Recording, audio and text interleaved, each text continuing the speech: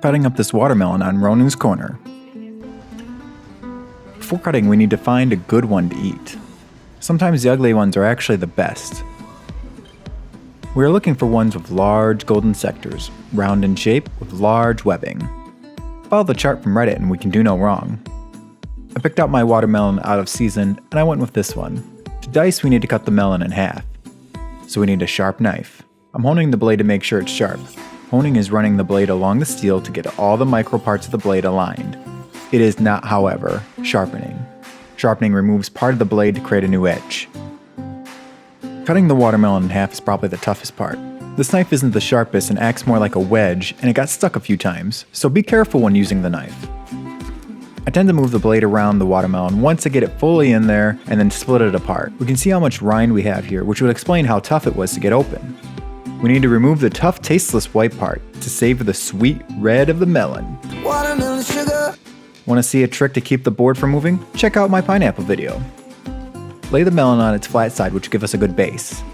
We're going to remove the end, but like I said before, this knife kept getting stuck. Carefully remove the top so we can see the melon and the edge of the rind. We're going to cut down and around the watermelon, removing the rind, while trying to keep as much fruit as possible. Once cut, rotate the melon and keep cutting just a little each pass as we go, till you're left with just the melon. Trim any white parts that might have been left behind. Here we have a melon that's ready to be cubed. First, we're going to cut horizontally through the melon, parallel to the cutting board.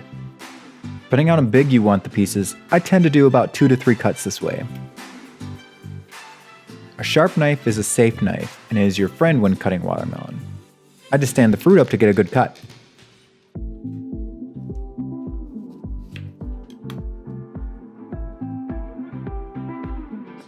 Now we're going to go to the top of the melon and cut down, making little rows of watermelon. We can see it's about every inch or so.